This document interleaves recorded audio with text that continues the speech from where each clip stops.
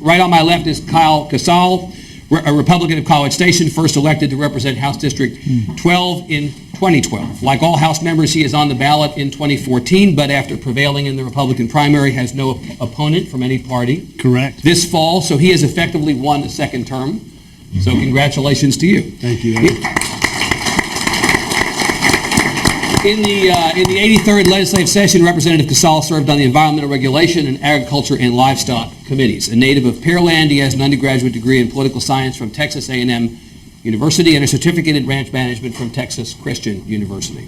On his left is John Rainey, Republican of College Station, who won a special election in late 2011, finally in late 2011, to represent House District 14 after longtime incumbent Fred Brown's retirement, and he successfully ran for re-election the next year. This fall, he faces both a Democrat and a Libertarian. In the 83rd session, Representative Rainey served on the Appropriations, Higher Education, and Administration Committees. A sixth-generation native of Walker County, he has a Bachelor of Business Administration degree from Texas A&M. And then finally, as he just described himself coming up here on the far right of the stage,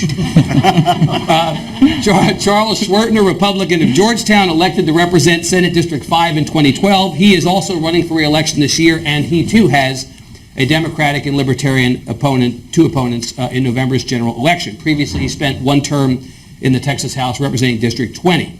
In the 83rd session, Senator Schwertner was vice chairman of the Government Organization Committee and served on the Criminal Justice, Health and Human Services, and Agriculture, Rural Affairs, and Homeland Security Committees. A sixth-generation native of Williamson County. He has a degree in pharmacy from the University of Texas at Austin and a medical degree from the University of Texas Medical Branch at Galveston. Please join me in welcoming the Honorable Kyle Casal, John Rainey, and Charles Schwertner.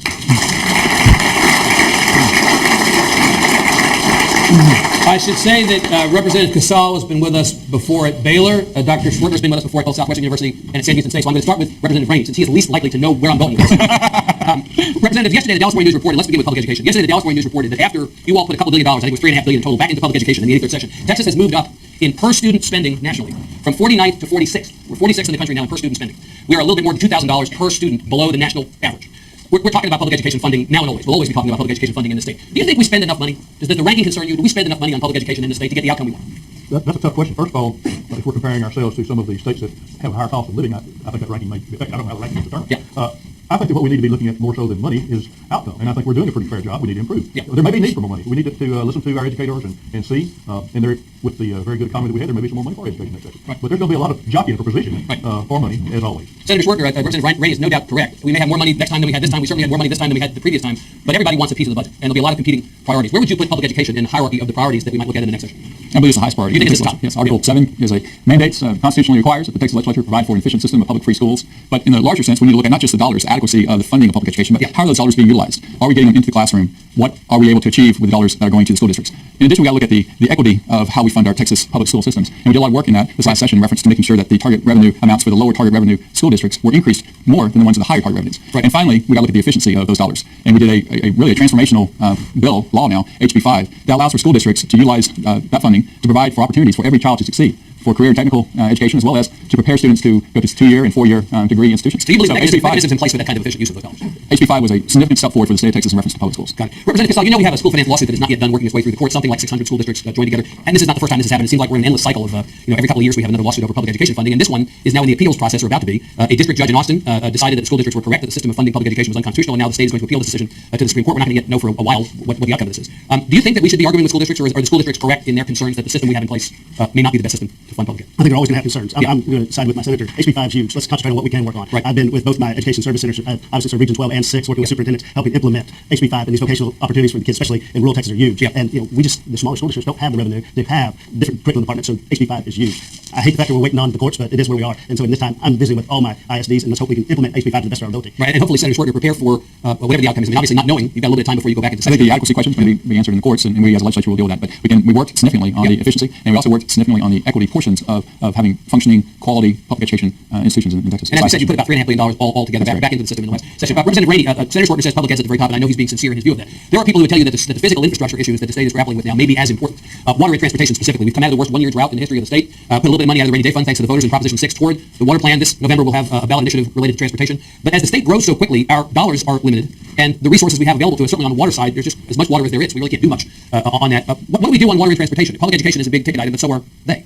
Well, in order to fund education, we're going to have to do something about water. We're going to have to do something about How are they related? how they're related? They're related because they are the drivers of our economy, and by driving our economy, they're going to provide the funds for education. I think that transportation is at a very critical issue. I hope that we took care of some of the water needs with what we did this last session. Right. Transportation to me is a very big issue.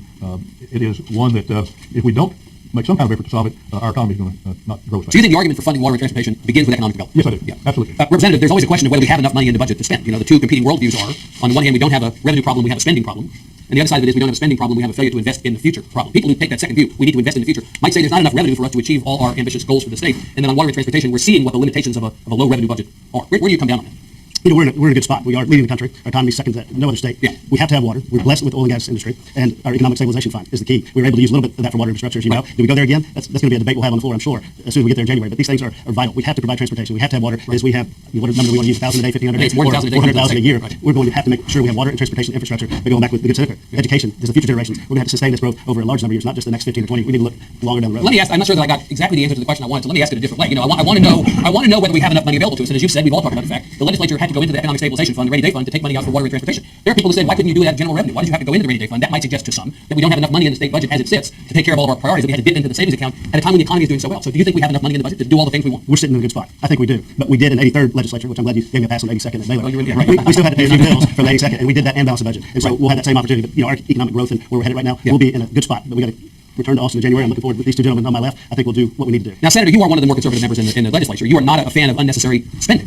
So surely you don't want to spend more than we have to, but at the same time, you know, you also recognize that there are limitations on the budget and maybe our goals are greater than what we have available to spend. So I want you to try to answer the same question. Do we have enough money in the budget to do all the things we want, to be the best at everything, which after all is what the state wants to be, the best at everything? I'm not in favor of raising taxes on the hardworking citizens. I didn't ask about taxes, but that's the answer you gave. That was a very good pivot. You know, it comes down to priorities. How we spend our money, what we spend our money on. Texas is strong because of the tax policy, of the lawsuit reforms, and the regulatory policies of our great state. We are in a very fortunate, blessed position compared to other states in our country. And we need to continue down the path that we're going. Well, Texas works. Texas economic success is not by chance. Right. And we need to continue with what's worked in the past in reference to making sure our economy thrives. So you connect those things you named, tort reform, low regulation, all that, to the economic success we enjoy. Fair and consistent regulation. Fair and consistent regulation. But of course, at the same time, there are people who will say, are we victims of our own success? You know, we've grown so quickly because of that economic development opportunity, but that growth is in turn straining the resources we have available to us. Certainly growth has challenges. Infrastructure, water and transportation and utility infrastructure, schools, for instance. Yeah. But we can meet those challenges with the continuing robust economy we have and increasing sales tax revenue we have in the oil and gas industry. That is really a renaissance for the state of Texas.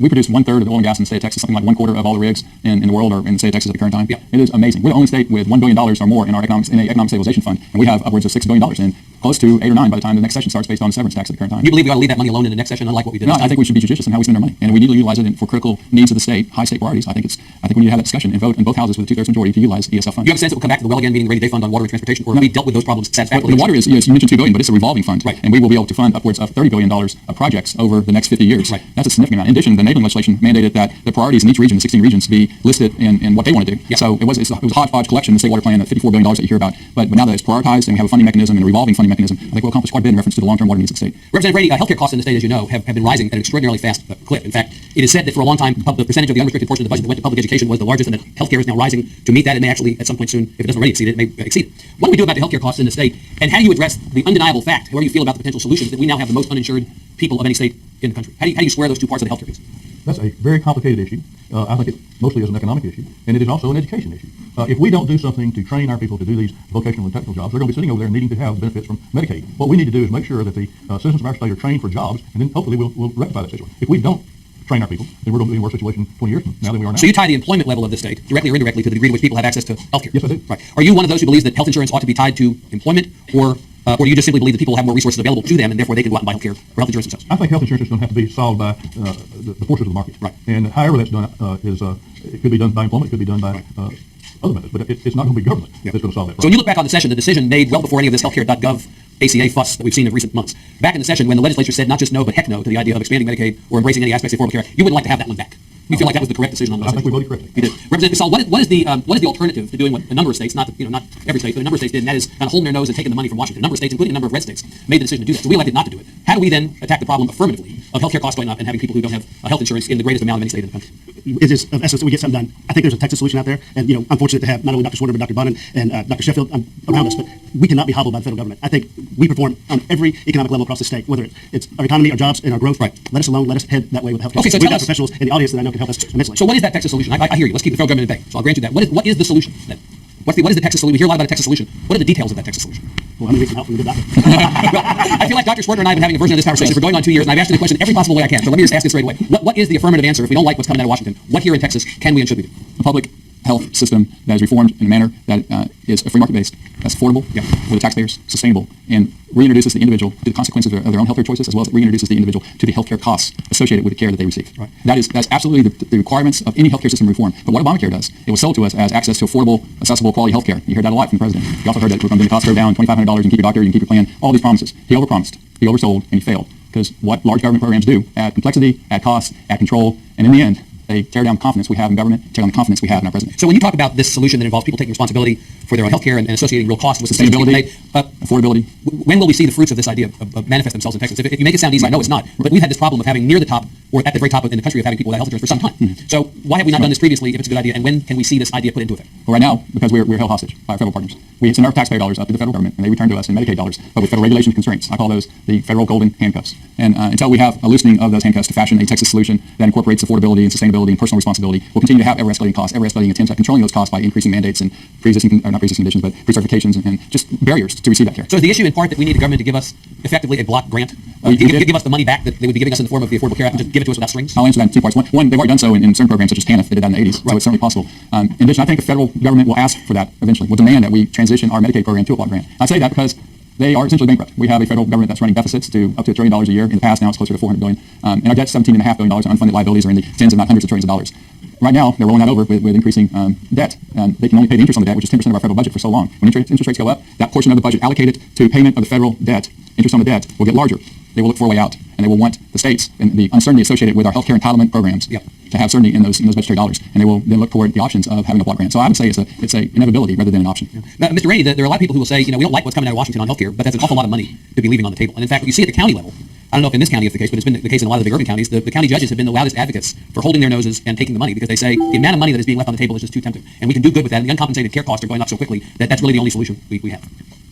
Makes a good argument. But what I want to tell you is that typically what happens when we take this money from the federal government, they begin automatically to discount how much they're going to give us. And we're going to be in a situation of having to come up with more money from states to state. Now, what they're saying is 100% for a certain number of years, and then they go down to 90%. That's it. I know I'm not surprised to see Senator Schwerter is a little skeptical of this promise. But in essence, what they're saying, is we're going to give you the maximum for the first couple of years, and we're going to take it down to 90, and we're going to stick.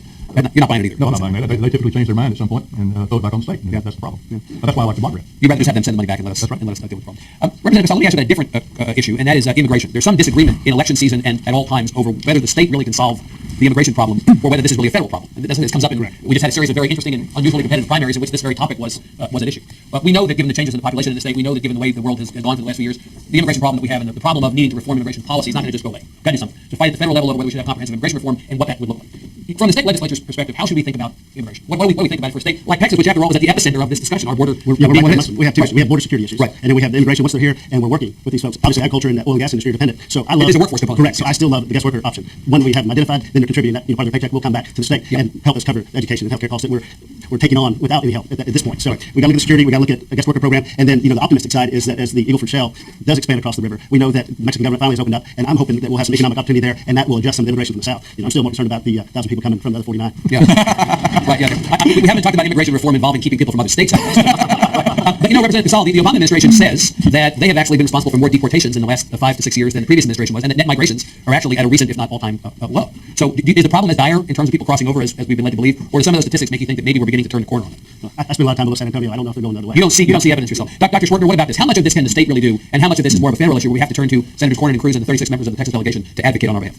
Well, legal immigration and human trafficking is a very real and very serious issue, as is drug smuggling and cartels. It's an issue vital to Texas. Security of the border is not just an economic issue, it's very much a security issue. And our federal partners are failing at fulfilling their constitutional duty in Article 1, Section 8 of our Constitution that we have secure borders. Texas has stepped up in that regard. We have large presence of DPS and individuals, law enforcement individuals on the border, and we do significant work in reference to interdiction of drugs, as well as working on human trafficking. It's important, I think, for Texas, who suffers the consequences of a failed federal program, failed federal enforcement, to take a lead in those areas, because I consider it not just the economics, but when I think about border issues and legal immigration, I think of the tragedies that we saw in Houston recently with 50 individuals locked up in the home and human trafficking issues. The people that should be most concerned about this are the people right around the border and the Hispanic citizens that we have here in our state. Yeah. So this is there's an economic issue that ties back to workforce, as Representative Casal says, is a criminal justice issue. Right. Representative Rainey, what do you think about this issue? We live in a community, we're sitting today, in a community that is very heavily dependent on, relying on agriculture. you understand where Representative Casal is coming from in terms of how this ties to workforce. In some of the southern states where they've done real hardline immigration laws, we actually saw some serious workforce issues in ag particularly develop. So we want to avoid some of that here, right? Well, I agree with Kyle about a guest work program. I think that's very important.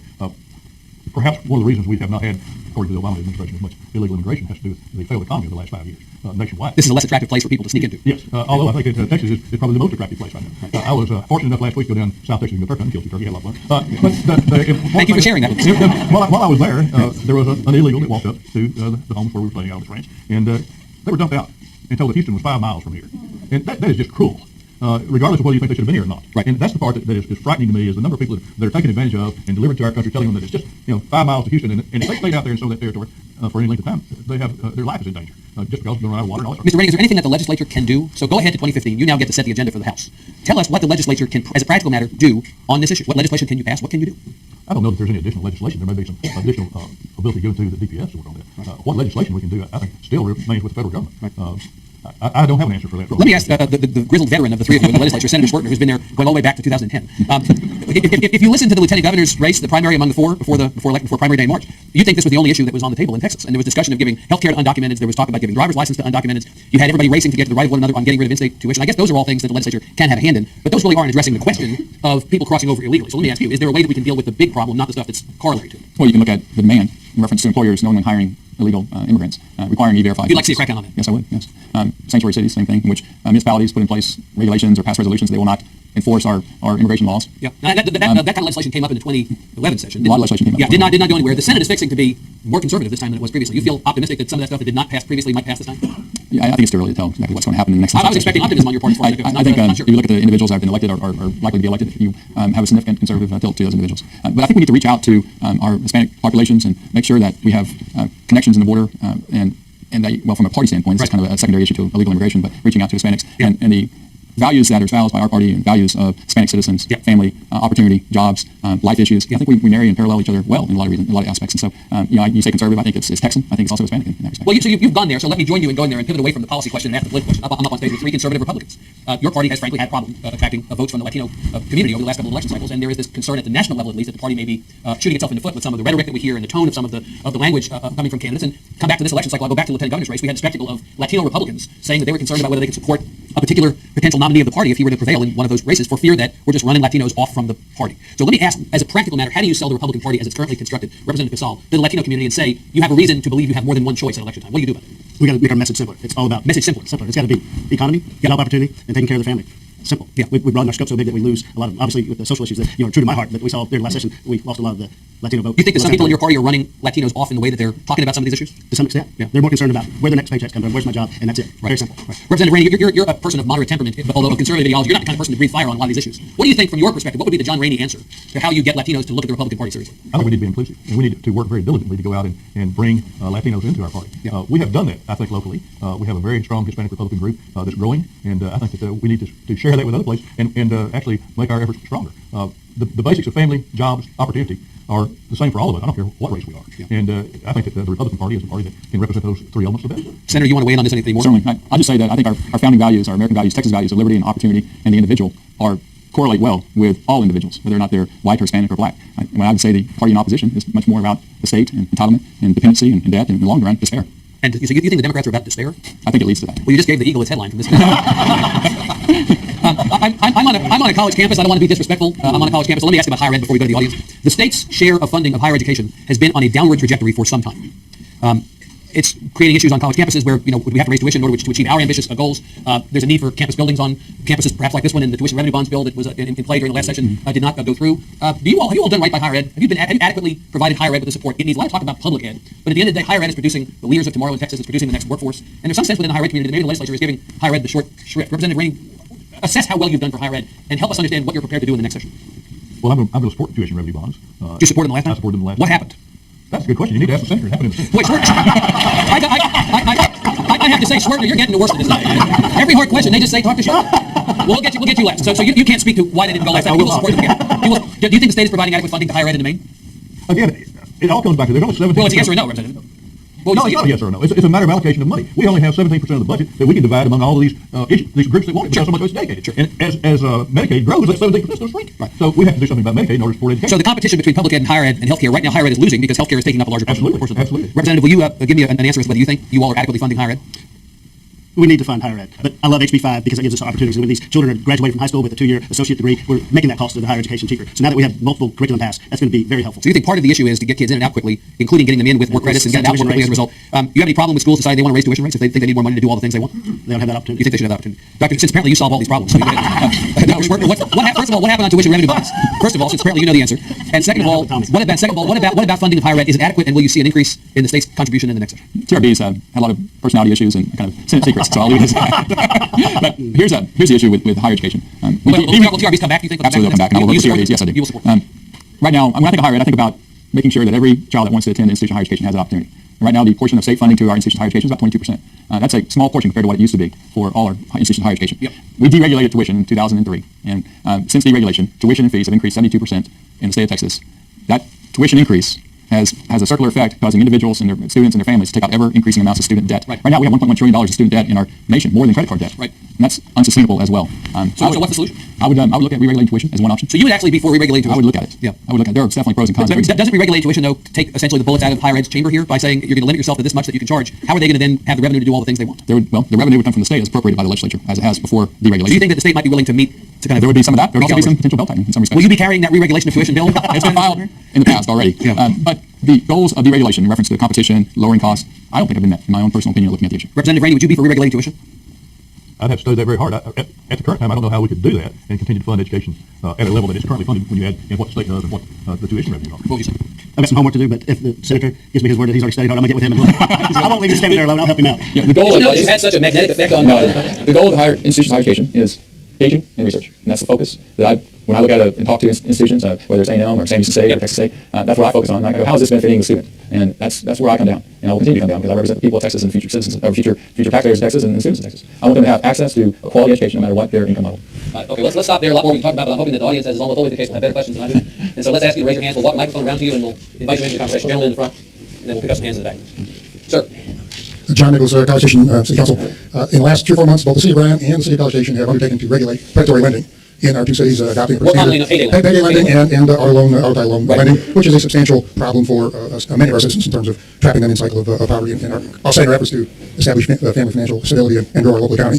Both cities adopted fairly standard legislation. Other cities in Texas have done it in the last 12 months. The legislature was not able to come to an agreement on what they wanted to do in the last session. Will there be some efforts in this session to fill in and make a more statewide progressive approach to how we handle this problem? Yeah, this has actually already come up, Representative Rainey, in the governor's race, right? We've actually had a conversation already about payday lending, and I expect we'll be hearing more about this issue again. What about it? I think we need to look at it very closely in the next session. I didn't hear much about it. It wasn't in a committee that I served on, Right. so it never made it to the floor last time. But I think it should be studied and dealt with in some way. I hate to see anybody taking advantage of it. Representative? I think definitely would be one of the key issues we talk about. I'm looking at both our mayors in this metroplex, this urban area, correct now.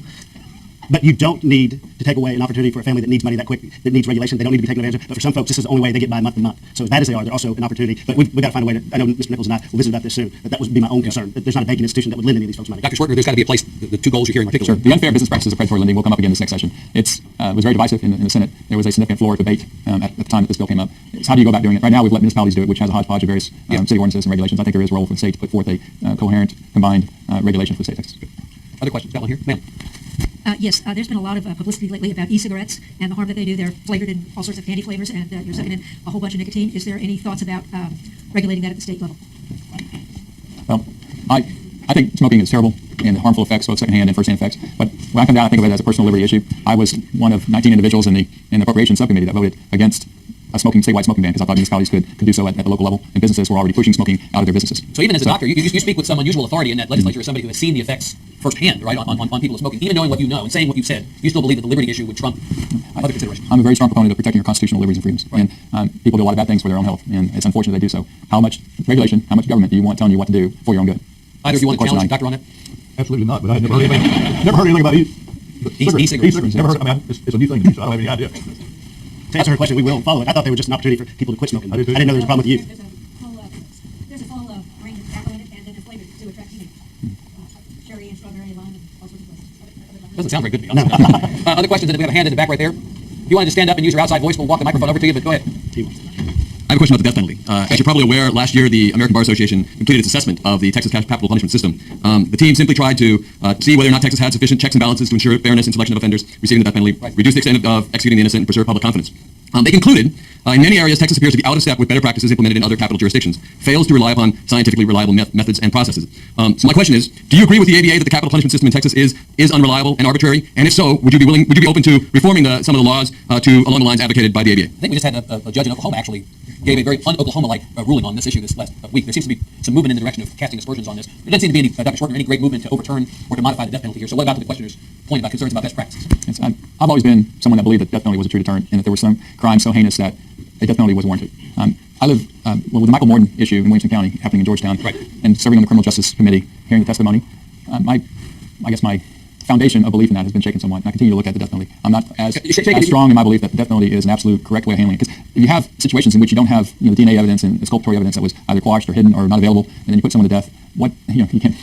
They're dead, and so should we continue to have what's going to be in the future in reference to evidence and discovery, and is a death penalty still a warranted sentence in light of the potential out there? It sounds like your concern is with whether the criminal justice system is operating. Yes, I guess it was shaken not so much in the death penalty for those heinous crimes, but somewhat it was shaken in the actual, I guess, criminal justice system. On the innocent. Yeah, I guess that's correct. Anybody else? We have time for a couple more. We answered everything. Yeah. I've always got the killer last question if somebody in the audience doesn't ask one. No, I just thought I would come back to the support of higher education issue. Last year, I remember going to a seminar where we had a speaker from one of the eastern states, and he was working at one of the universities there, and he said that our institution used to be referred to as a state-supported university, and today I would call it a state-affiliated university, and there's talk that in the future it may become a state-located university. And I just wondered what your thoughts are on what the future of Texas A&M is in that scenario. I guess over at UT, there was some discussion that there was the percentage of state funding had gone down so far that the state was at risk of being out of compliance with the constitutional provision of providing a university in the first class. If you get the percentage of state funding down to 8% or 7%, you're really providing. And I think the questioner's point, which is obviously made with a certain amount of humor, is not that far off in the minds of some people. Where is the state's obligation to do this? And at what point does the relationship with the state become something different from what it is, Representative Gasol? State funded, state located. I think we have an obligation, and so obviously. Is there a floor that you would say you can't go below this percentage? I mean, is there some measure that tells you we've gone too far? Well, obviously, there's going to have to be now. So I can't wait to get back and get on this. And I look at the brain trust over there that I have in those fine gentlemen. I look forward to working with them to know where that's going to be. So what we can do to help. Representative. We do have an obligation to make sure higher education is funded just like we do with public education. At what level is going to be determined by what money we have. And it always comes back to money. I don't care what we do. It comes back to money in our homes. It comes back to money at the university. I would hope that we would have enough money to fund higher education at a better level. Right. Well, obviously, you said, Senator, that maybe re-regulation of the commission and reinstating some of that state funding might be one route out of this. It is one option, one potential avenue to consider. If you look at the totality of the budget, though, and I want to hit this really hard because you all understand, Medicaid is growing at 2.5 times the rest of the budget. Right now, our all funds budget was $197 billion for 2 years. Medicaid was 58.2. Health and Human Services in totality was 74. It is now Medicaid is 30% of our state budget. In 1987, it was 11%. As the portion of our state dollars that's allocated to health and our welfare program, Medicaid, increases, it correspondingly puts significant stresses on higher education, public education, and infrastructure development. Right. And that's if you assume that the issue is not that we should grow the budget larger. No, you do not think that. I think we are growing our budget in line with population and inflation, and I think that's a reasonable budget. You think we're growing our budget in line with population? We went from 20 million Texans in 2000 to about 26.5 million today. We are growing very quickly. You argue it's growing faster? Well, I'm wondering if the state budget is in fact growing. You're satisfied that the state budget is growing adequate to the growth of the population? Yes. We had the ability to prioritize with increased or less constraint placed upon us by the various programs that have federal dollars and have significant regulations and those golden handcuffs that come along with them. Well, there need to be, let me just sort of pick off on this before we go to another question. Does there need to be some kind of revision of our tax policy going into the next session? We've heard a lot about tax relief during this session for taxpayers. We've heard a lot about your party's nominee for comptroller.